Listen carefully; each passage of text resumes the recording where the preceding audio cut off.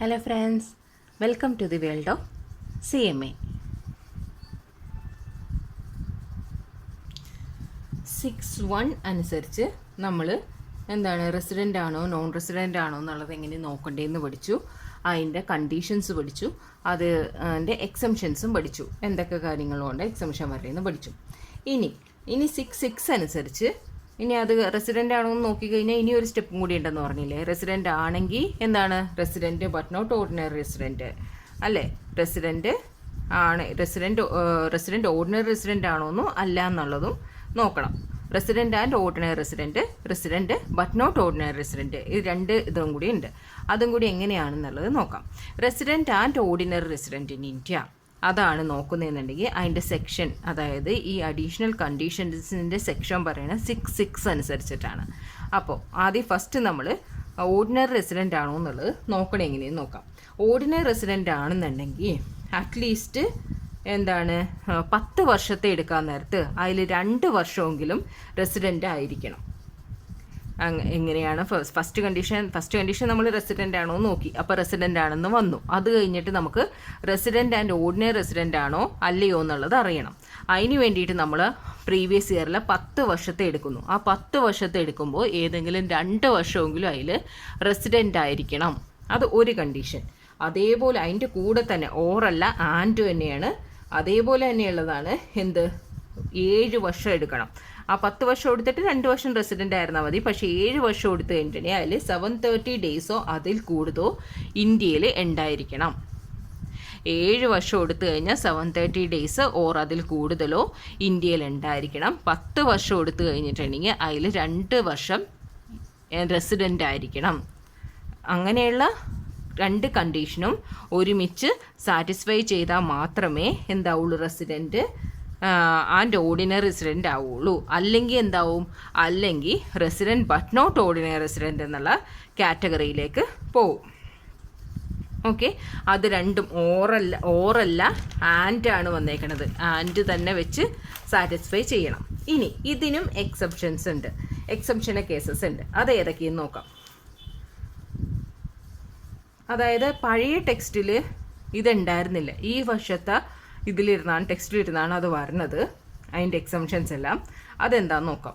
Individual shall be deemed to be resident but not ordinary resident in India if the following condition are satisfied. Individual resident ആണ് but not ordinary deemed to be resident but not ordinary resident in India ആവണമെന്നുണ്ടെങ്കിൽ following condition satisfy ചെയ്യണം. എത്ര condition ഉണ്ടെന്ന് അറിയാമോ? അതിന് 4 condition ഉണ്ട്. അത് 2 പാർട്ടായിട്ട് കൊടുത്തിട്ടുണ്ട്. ഫസ്റ്റ് പാർട്ടിൽ 4 കണ്ടീഷൻസ്, അടുത്ത പാർട്ടിൽ 4 കണ്ടീഷൻസ്. അങ്ങനെ 2 പാർട്ടായിട്ടാണ് അത് തിരിച്ചിരിക്കുന്നത്. അതിൽ എക്സെപ്ഷൻ ഫസ്റ്റിൽ deemed to be resident but not ordinary resident എന്നുള്ളതിൽ ഫസ്റ്റ് പാർട്ടിൽ എന്താ കൊടുത്തിരിക്കുന്നതെന്ന് വെച്ചാൽ ഇന്ത്യൻ സിറ്റിസൺ ആയിരിക്കണം. ഫസ്റ്റ് കണ്ടീഷൻ എന്താണെന്ന് വെച്ചാൽ ഇന്ത്യൻ സിറ്റിസൺ ആയിരിക്കണം. സെക്കൻഡ് കണ്ടീഷൻ എന്താണെന്ന് വെച്ചിട്ടുണ്ടെങ്കിൽ ഇതിൻ്റെ total income other than foreign income കൂടാതെയുള്ള ടോട്ടൽ ഇൻകം 50 lakhsന് മുകളിൽ പോകണം, എക്സീഡ് ചെയ്യണം. അത് 2. അപ്പോൾ ഇന്ത്യൻ സിറ്റിസൺ ആയിരിക്കണം, ടോട്ടൽ ഇൻകം 50 lakhൽ കൂടുതൽ പോകണം, അതിൽ ഫോറിൻ ഇൻകം ഉണ്ടാവരുത്. മൂന്നാമത്തെ കേസ് എന്താണെന്ന് വെച്ചിട്ടുണ്ടെങ്കിൽ ഇപ്പോൾ ഔട്ട്സൈഡ് ഇന്ത്യയിൽ, അതായത് എവിടെയെങ്കിലും വേറൊരു സ്ഥലത്ത് താമസിക്കുകയാണെന്നുണ്ടെങ്കിൽ ആ താമസ സ്ഥലത്തിന് അല്ലെങ്കിൽ ഈക്വൽ ആയിട്ടുള്ള മറ്റേതെങ്കിലും കാരണം കൊണ്ട് ആ താമസിക്കുന്ന സ്ഥലത്തൊക്കെ അതേപോലെയുള്ള ആ സ്ഥലത്തിൽ ഒക്കെ ആയിട്ട് അങ്ങനെയുള്ള ഒരു കാരണങ്ങൾ കൊണ്ട് മറ്റേതൊരു രാജ്യത്തായാലും ശരി, യൂണിയൻ ടെറിട്ടറിയിലാണെങ്കിലും ശരി, ടാക്സിന് ലയബിലിറ്റി ഉണ്ടാവാൻ പാടില്ല. താമസ സൗകര്യവുമായിട്ട് ബന്ധപ്പെട്ട്, താമസിക്കുന്ന ഇടവുമായിട്ട് ബന്ധപ്പെട്ട്, സ്ഥലവുമായിട്ട് താമസ സൗകര്യം വാസസ്ഥലമൊക്കെ ആയിട്ട് ബന്ധപ്പെട്ടിട്ട് മറ്റേതൊരു രാജ്യത്ത് പോയാലും അവിടെ ഒരു ടാക്സ് ലയബിലിറ്റി ഉണ്ടാവാൻ പാടില്ല. അത് മൂന്നാമത്തെ. അപ്പോൾ ഇന്ത്യൻ സിറ്റിസൺ ആവരുത്, അതിൻ്റെ ഇൻകം 15 lakhൽ കൂടുതലായിരിക്കണം. പിന്നെ പുറത്താണെങ്കിൽ തന്നെ അത് ആ താമസ സൗകര്യമായിട്ട് ബന്ധപ്പെട്ട ഒരു ടാക്സും ഉണ്ടാവരുത്. അങ്ങനെയാണെന്നുള്ള ആളെയാണ് deemed to be resident in India എന്ന് 6.1A പ്രകാരം പറയുന്നത്. ഇതിൽ ഞാൻ പറഞ്ഞു ഇത് എ ആണ്. അതേപോലെ തന്നെ deem to be resident but not ordinary resident എന്നുള്ള കാറ്റഗറി രണ്ടാമത്തെ കാറ്റഗറി ഉണ്ട്. ആ രണ്ടാമത്തെ കാറ്റഗറി എന്താണെന്ന് വെച്ചിട്ടുണ്ടെങ്കിൽ ഇന്ത്യൻ സിറ്റിസൺ ആവാം, അല്ലെങ്കിൽ ഇന്ത്യൻ ഒറിജിൻ ആവാം. ഇന്ത്യൻ സിറ്റിസൺ ആവാം, അല്ലെങ്കിൽ ഫസ്റ്റ് കേസിൽ ഇന്ത്യൻ സിറ്റിസൺ മാത്രമായിരുന്നു, ഈ കേസിൽ ഫസ്റ്റ് ഇന്ത്യൻ സിറ്റിസനും ആവാം, ഇന്ത്യ ഒറിജിനും ആവാം. ഇന്ത്യയിൽ വിസിറ്റ് ചെയ്യാനായിട്ടായിരിക്കണം വരുന്നത്, പിന്നെ അതിൽ പറഞ്ഞ സെക്കൻഡ് കണ്ടീഷൻ തന്നെ അയാളുടെ ടോട്ടൽ ഇൻകം 50 ലാഖിലും കൂടുതലായിരിക്കണം. അത് ഫോറിൻ ഇൻകം ഉണ്ടാവാൻ പാടില്ല. പിന്നെ ഇന്ത്യയിൽ 120 ഡേയ്സ് ഓർ മോർ, നമ്മൾ അവിടെ ഒരു കണ്ടീഷൻ പഠിച്ചായിരുന്നു അല്ലേ, അതേപോലെ 120 ഡേയ്സ് ഓർ മോർ ഇന്ത്യയിൽ ഉണ്ടായിരിക്കണം. പക്ഷേ ലെസ് ദാൻ എത്രയായിരിക്കണം, 182 ഡേയ്സിനേക്കാളും കുറവായിരിക്കണം. അതോടൊപ്പം തന്നെ 365 ദിവസമോ അതിൽ കൂടുതലോ, 4 പ്രീവിയസ് ഇയേഴ്സ് നോക്കാൻ നേരത്ത് 365 ദിവസമോ അതിൽ കൂടുതലോ ആയിട്ട് ഇന്ത്യയിൽ ഉണ്ടായിരിക്കണം. ഈ 4 കണ്ടീഷനാണ്, അതായത് രണ്ട് കണ്ടീഷൻ വെച്ചിട്ടാണ് പറയണത്. ഒന്ന് ഇന്ത്യൻ സിറ്റിസന് മാത്രമായിട്ടുള്ള കണ്ടീഷൻ, ഇനി ഒന്ന് ഇന്ത്യൻ സിറ്റിസനും ആവാം അല്ലെങ്കിൽ ഇന്ത്യൻ ഒറിജിനും ആവാം. ഇന്ത്യൻ സിറ്റിസനെ സംബന്ധിച്ചിടത്തോളം ഇന്ത്യൻ സിറ്റിസൺ ആയിരിക്കണം. സെക്കൻഡ് കണ്ടീഷൻ എന്താണ്, അദ്ദേഹത്തിൻ്റെ ടോട്ടൽ ഇൻകം 50 ലാഖിൽ കൂടുതൽ വരണം, പക്ഷേ അതർ താൻ ഫോറിൻ ഇൻകം ആയിരിക്കണം. പിന്നെ എന്താണ്, പിന്നെ പുറത്തുള്ള രാജ്യത്ത് പോകാൻ നേരത്തേക്കും അവിടെ വാസസ്ഥലം, താമസ സൗകര്യം അങ്ങനെയുള്ള അതേപോലെയുള്ള കാരണങ്ങൾ കൊണ്ട് ഒരു ടാക്സ് ലൈബിലിറ്റി അവിടെ ഉണ്ടാവാൻ പാടില്ല. അങ്ങനെയുള്ള ആണെങ്കിൽ deem to be resident in India എന്ന് അണ്ടർ സെക്ഷൻ 1A പ്രകാരം പറയും. ഇനി ഇന്ത്യൻ സിറ്റിസനും ആവാം, അതേപോലെ ഇന്ത്യൻ ഒറിജിനും ആവാം. അങ്ങനെയാണെന്നുണ്ടെങ്കിൽ ഇതിൽ പ്രീവിയസ് ഇന്ത്യയിൽ വന്നിട്ടുണ്ടാവാം, ഇടയ്ക്കിടയ്ക്ക് വന്ന് പോകാമല്ലോ, അങ്ങനെ വന്നു പോകാം. അങ്ങനെ വന്നു പോകുന്ന ഒരാൾക്ക് 50 ലാഖിൽ കൂടുതൽ ഇൻകം ഉണ്ടായിരിക്കണം, അവിടെയും ഫോറിൻ കറൻസി വരാൻ പാടില്ല. പിന്നെ എന്താണ്, അതിൻ്റെ പ്രീവിയസ്, അതായത് അതിൻ്റെ ഇന്ത്യയിലാണെന്നുണ്ടെങ്കിൽ 120 ഡേയ്സോ ഓർ മോർ, 120 ഡേയ്സ് 120 ദിവസമോ അതിൽ കൂടുതലോ, എന്നാൽ 182 ഡേയ്സിനേക്കാളും കുറവായിരിക്കണം ഇന്ത്യയിൽ ഉണ്ടായിരിക്കണം. അതോടൊപ്പം തന്നെ 4 പ്രീവിയസ് ഇയർ എടുത്തു കഴിഞ്ഞിട്ടുണ്ടെങ്കിൽ 4 പ്രീവിയസ്, ഈ വർഷമാണ് 120 ഡേയ്സ്, 4 ബിഫോറുള്ള 4 പ്രീവിയസ് ഇയർ എടുത്തു കഴിഞ്ഞിട്ടുണ്ടെങ്കിൽ അവിടെ 365 ദിവസം എവിടെ ഉണ്ടായിരിക്കണം, ഇന്ത്യയിൽ ഉണ്ടായിരിക്കണം. 365 ഓർ മോർ ദിവസം ഇന്ത്യയിൽ ഉണ്ടായിരിക്കും. ഇതാണ് പുതിയതായിട്ട് ചേർത്തേക്കണത്. ഓക്കെ, ഈ 2 കാര്യം പുതിയതായിട്ട് ചേർത്തിട്ടുണ്ട്. അപ്പോൾ resident but not ordinary resident എന്നുള്ളതിന് അല്ലേ കുറച്ചധികം കാര്യങ്ങൾ നമുക്ക് ഈ പ്രാവശ്യത്തെ ഇത് എക്സാമിന് ചേർത്തിട്ടുണ്ട്. അതിനാൽ കെയർഫുള്ളായിട്ട് ഹാൻഡിൽ ചെയ്യണം. പിന്നെ ഇനി നമുക്ക് ഇത് വെച്ച് തന്നെ നമുക്കൊരു ഇല്ലുസ്ട്രേഷൻ, അത് ഈ പ്രാവശ്യത്തെ ടെക്സ്റ്റിലുണ്ട്, പക്ഷേ ഈ പ്രാവശ്യത്തെ ടെക്സ്റ്റ് നെറ്റിലായതുകൊണ്ട് എനിക്കത് അങ്ങനെ പറഞ്ഞു തരാനായിട്ട് ഇത്തിരി ബുദ്ധിമുട്ടാണ്, അത് കാണിക്കാനായിട്ട് ഇത്തിരി ബുദ്ധിമുട്ടാണ്. അതുകൊണ്ട് ഞാനിവിടെ എഴുതി കാണിക്കാം. ഓക്കെ, ഇല്ലുസ്ട്രേഷൻ ആണേ.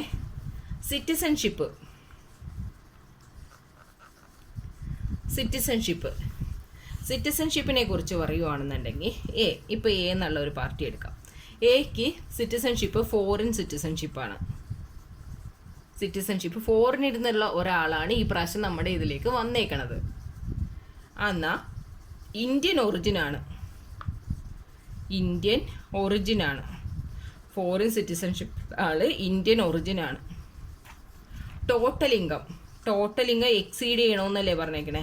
ടോട്ടൽ ഇൻകം 50 ലാഖ് എക്സീഡ് ചെയ്യണമെന്നാണ് പറഞ്ഞത്. അങ്ങനെ എക്സീഡ് ചെയ്തിട്ടുണ്ട്, 15 ലാഖ് എക്സീഡ് ചെയ്തിട്ടുണ്ട്. ഓക്കെ, അപ്പോൾ ഫോറിൻ സിറ്റിസൺ ആണ്, പക്ഷേ ഇന്ത്യൻ ഒറിജിനാണ്. ടോട്ടൽ ഇൻകം 50 ലാഖ് എക്സീഡ് ചെയ്തിട്ടുണ്ട്. Liability to pay tax in other കൺട്രിയിൽ ടാക്സ് പേ ചെയ്യുന്നുണ്ടോയെന്ന് ചോദിച്ചാൽ ഇല്ല. Liable to pay tax in other കൺട്രിയിൽ ടാക്സ് പേ ചെയ്യുന്നില്ല. No. Stay in India during the previous year, ആ പ്രീവിയസ് ഇയറിൽ ഇൻ ഇന്ത്യയിൽ സ്റ്റേ ചെയ്തത്, പ്രീവിയസ് ഇയറിൽ ഇന്ത്യയിൽ സ്റ്റേ ചെയ്തത് ഒരു 30 ഡേയ്സ് ആണ്. ഓക്കെ, പ്രീവിയസ് ഇയറിൽ ഇന്ത്യയിൽ സ്റ്റേ ചെയ്തത് 30 ഡേയ്സ് ആണ്. Stay in India during 4 year immediately preceding the previous year. അങ്ങനെ 4 പ്രിസീഡിങ് പ്രീവിയസ് ഇയർ നോക്കിയിട്ടുണ്ടെങ്കിൽ 380 ഡേയ്സ് വന്നു. ഓക്കെ, 380 ഡേയ്സ് വന്നു. അങ്ങേര് ആ ഡ്യുവൽ കണ്ടീഷൻ ഗിവൺ 6 സാറ്റിസ്ഫൈഡ് ചെയ്യുന്നുണ്ടോയെന്ന്, കണ്ടീഷൻ 6 സാറ്റിസ്ഫൈഡ് ചെയ്യുന്നുണ്ടോ എന്ന് ചോദിച്ചിട്ടുണ്ടെങ്കിൽ അതും യെസ് ആണ്. 6 എന്താന്ന് പറഞ്ഞല്ലോ, റെസിഡൻറ്റ് ആൻഡ് ഓർഡിനറി റെസിഡൻറ്റിനുള്ള ആ 2 കണ്ടീഷൻ ആൻഡ് ഇട്ടുള്ള 2 കണ്ടീഷനും സാറ്റിസ്ഫൈ ചെയ്യുന്നുണ്ട്. അതും ഓക്കെ. അപ്പോൾ അദ്ദേഹത്തിന് ഇങ്ങനെയുള്ള കേസിൽ അദ്ദേഹത്തിൻ്റെ റെസിഡൻഷ്യൽ സ്റ്റാറ്റസ് എന്താണ്, റെസിഡൻഷ്യൽ സ്റ്റാറ്റസ് എന്താണെന്നുള്ളത് പറയണം. റെസിഡൻഷ്യൽ സ്റ്റാറ്റസ് എന്തായിരിക്കും ഒന്ന് ആലോചിച്ച് നോക്കി. റെസിഡൻഷ്യൽ സ്റ്റാറ്റസ് അതായത് ഫോറിൻ സിറ്റിസൺ ആണ്, പക്ഷേ ഇന്ത്യൻ ഒറിജിനാണ്, ടോട്ടൽ ഇൻകം 50 ലാഖിൽ കൂടുതലുണ്ട് അല്ലേ. ഇന്ത്യൻ ഒറിജിൻ ആണെന്നുണ്ടെങ്കിലും അതിലുള്ള കണ്ടീഷൻ എന്താണ്, 50 ലാഖിൽ കൂടുതൽ ഇൻകം വരണമെന്ന് അതുണ്ട്.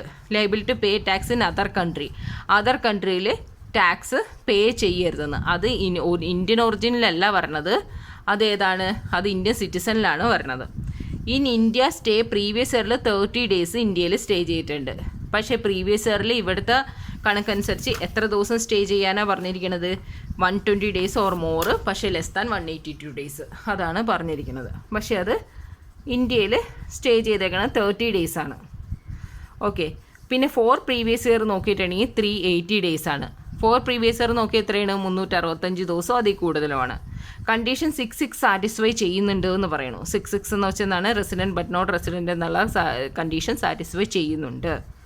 റെസിഡൻഷ്യൽ സ്റ്റാറ്റസ് എന്താണെന്നാണ് ചോദിക്കുന്നത്. റെസിഡൻഷ്യൽ സ്റ്റാറ്റസ് എന്തായിരിക്കും, റെസിഡൻഷ്യൽ സ്റ്റാറ്റസ് എന്തായിരിക്കും, റെസിഡൻഷ്യൽ സ്റ്റാറ്റസ് നോൺ റെസിഡൻ്റ് ആയിരിക്കും. എന്തുകൊണ്ടാണ് നോൺ റെസിഡൻ്റ് എന്ന് വന്നത്, റെസിഡൻഷ്യൽ സ്റ്റാറ്റസ് ഒരിക്കലും റെസിഡൻ്റ് ആവില്ല. എന്തുകൊണ്ടാണത്, ഫസ്റ്റ് എന്താണ്, ഇന്ത്യയിൽ സ്റ്റേ ചെയ്തിരിക്കുന്ന പീരീഡ് കുറവാണ്, 30 ഡേയ്സ് ആണ്. ശരിക്കും എത്ര പീരീഡ് വരണം, ശരിക്കും ഈ പ്രീവിയസ് ഇയറിൽ 120 ഡേയ്സ് എങ്കിലും വരണം. അതാണ് ഒന്നാമത്തെ റീസൺ. പിന്നെ എന്താണ്, he is not an Indian citizen. അദ്ദേഹം ആരാണ്, ഇന്ത്യൻ ഒറിജിനൊക്കെയാണ്, പക്ഷെ അതെന്താണ്, ഇന്ത്യൻ സിറ്റിസൺ അല്ല എന്നുള്ളതാണ് രണ്ടാമത്തെ റീസൺ. അത് ഫസ്റ്റ് റീസൺ ആണേ. അതുകൊണ്ട് തന്നെ എന്ത് അപ്ലൈ ചെയ്യാൻ പറ്റില്ല, 61A എന്നുള്ളത് അപ്ലൈ ചെയ്യാനായിട്ട് പറ്റില്ല അല്ലേ. 61Aയിൽ നമ്മൾ എന്താ പറഞ്ഞത്, ഇന്ത്യൻ സിറ്റിസൺ ആയിരിക്കണം, അത് 50 ലാഖിൽ കൂടുതൽ ഇൻകം ഉണ്ടായിരിക്കണം, അതൊക്കെയാണ്. പക്ഷേ ഇന്ത്യൻ സിറ്റിസൺ അല്ല, അതാണ് ഫസ്റ്റ് പറയണത്. 50 ലാഖിൽ കൂടുതൽ ഇൻകം ഉണ്ടായിരിക്കണം. പിന്നെ തേർഡ് കണ്ടീഷൻ എന്തായിരുന്നു, തേർഡ് കണ്ടീഷൻ വേറെ ഫോറിനിലാണ് താമസിക്കണമെങ്കിലും അവിടെ താമസ സൗകര്യമോ വാസസ്ഥലമോ അങ്ങനെയുള്ള റിലേറ്റഡ് ആയിട്ടുള്ള കാര്യം വെച്ച് ഒരു ടാക്സും പേ ചെയ്യരുത്. പക്ഷേ അത് അവിടെ വേറെ അതർ കൺട്രിയിൽ ടാക്സ് ഒന്നും പേ ചെയ്യണില്ല, ആ കണ്ടീഷൻ സാറ്റിസ്ഫൈഡ് ആണ്. പക്ഷേ ഇന്ത്യൻ സിറ്റിസൺ അല്ല എന്നുള്ള ഒരു റീസണിലാണ് അദ്ദേഹം എന്തായിട്ട് മാറി, നോൺ റെസിഡൻ്റ് ആയിട്ട് മാറി. ഓക്കെ. ഇനി അടുത്ത ഒരെണ്ണം ബിയുടെ കേസ്. ഒരു ബി എന്നുള്ള ഒരാളുടെ എക്സാമ്പിൾ നമുക്ക് നോക്കാം. ബി വരുവാണ്, സിറ്റിസൺഷിപ്പ്. ഈ പ്രാവശ്യം ഇന്ത്യൻ സിറ്റിസൺഷിപ്പ് തന്നെ കൊടുത്തു. ഇന്ത്യൻ ഒറിജിനാണോ, യെസ്, ഇന്ത്യൻ ഒറിജിനും ആണ്, ഇന്ത്യൻ സിറ്റിസനും ആണ്. ഓക്കെ. ടോട്ടൽ ഇൻകം 15 ലാഖ് വരുന്നുണ്ടോയെന്ന്, ടോട്ടൽ ഇൻകം 15 ലാഖ് വരുന്നില്ല. ഇന്ത്യൻ സിറ്റിസൺ ആണ്, ഇന്ത്യൻ ഒറിജിനാണ്, പക്ഷേ എന്താണ്, 15 ലാഖ് വരുന്നില്ല. Liable to pay tax in other country, വേറെ ഏതെങ്കിലും ഒരു കൺട്രിയിൽ ടാക്സ് പേ ചെയ്യണ്ടോ, അതും നോയാണ് വരുന്നത്. Stay in India during the previous year 30 days മാത്രമേ നിന്നിട്ടുള്ളൂ. സ്റ്റേ ഇൻ 4 നോക്കിയിട്ടുണ്ടെങ്കിൽ 380 ഡേയ്സ് ആണ്. ആക്ച്വൽ കണ്ടീഷൻ 66 സാറ്റിസ്ഫൈ ചെയ്യുന്നുണ്ടോ എന്ന് ചോദിച്ചിട്ടുണ്ടെങ്കിൽ അവിടെ എസ് ആണ് കൊടുത്തിരിക്കുന്നത്. അങ്ങനെയാണെങ്കിൽ റെസിഡൻഷ്യൽ സ്റ്റാറ്റസ് എന്താവും, നോൺ റെസിഡൻ്റ് എന്ന് തന്നെയാവും. എന്തുകൊണ്ടാണ്, ഇന്ത്യൻ സിറ്റിസൺ ആണ്, ഇന്ത്യൻ ഒറിജിൻ ആണ്, ടോട്ടൽ ഇൻകം 15 ലാഖ് എന്ത് ചെയ്യുന്നില്ല, 15 ലാഖ് എക്സീഡ് ചെയ്യുന്നില്ല.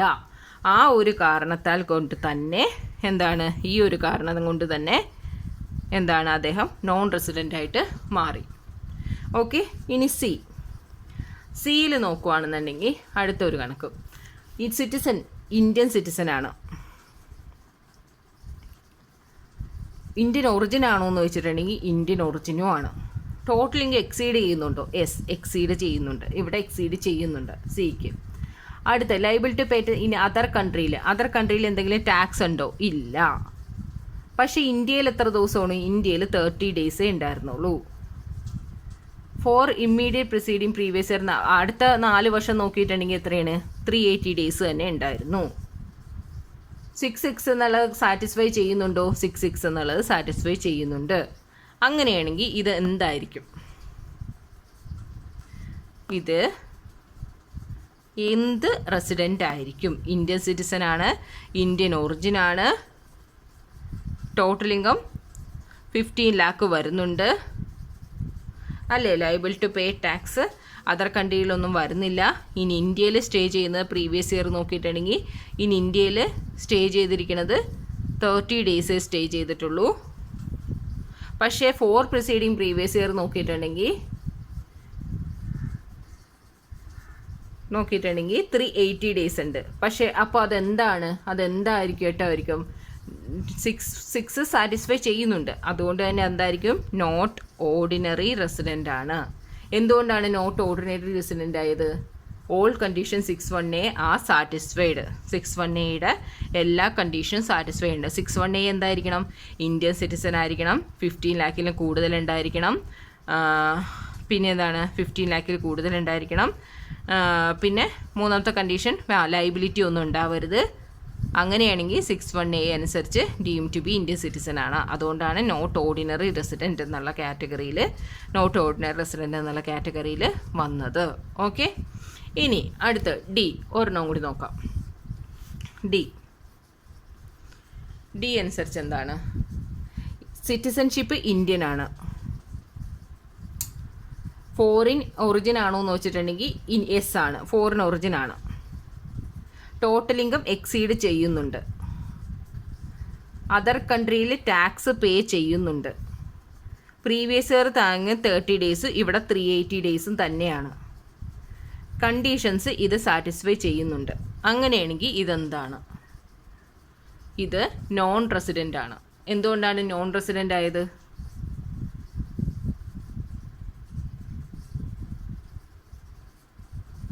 ഇത് നോൺ റെസിഡൻ്റ് ആണ്. എന്തുകൊണ്ടാണ് നോൺ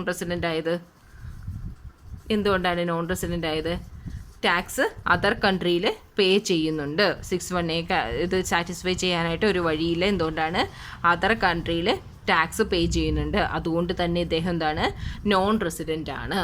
ഓക്കെ, ഇനി ഈ ഒരു ഫോർമുല എടുത്തിട്ടുണ്ടെങ്കിൽ ഫോറിൻ ആണ്, ഇന്ത്യൻ അല്ല, ഫോറിൻ ആണ്. അവിടെ ഇന്ത്യൻ ഒറിജിൻ ആണോ എന്ന് വെച്ചിട്ടുണ്ടെങ്കിൽ ഇന്ത്യൻ ഒറിജിൻ ആണ്. ടോട്ടലിംഗ് എക്സീഡ് ചെയ്യുന്നുണ്ട്. ടാക്സ് വേറൊരു സ്ഥലത്തും അടയ്ക്കുന്നില്ല. ഇന്ത്യയിൽ 138 days ഉണ്ടായിരുന്നു, ഇവിടെ 380 days ഉണ്ടായിരുന്നു. ഈ 6 സാറ്റിസ്ഫൈ ചെയ്യുന്നുണ്ട്. അങ്ങനെയാണെന്നുണ്ടെങ്കിൽ എന്ത് ചെയ്യും? അങ്ങനെയാണെങ്കിൽ എന്തായിരിക്കും residential status? Not ordinary resident തന്നെയായിരിക്കും. എന്തുകൊണ്ടാണ് നോട്ട് ഓർഡിനറി റെസിഡൻ്റ് ആയിരിക്കും എന്ന് പറയാൻ കാരണം എന്താണ്? He stay in India exceed 120 days but does not exceed 182 days. Does not exceed ചെയ്തില്ല, 182 days എക്സീഡ് ചെയ്തില്ല. അതുകൊണ്ട് തന്നെ എന്താണ്? നോട്ട് ഓർഡിനറി റെസിഡൻറ്റ് എന്നുള്ള കാറ്റഗറിയിൽ വന്നു.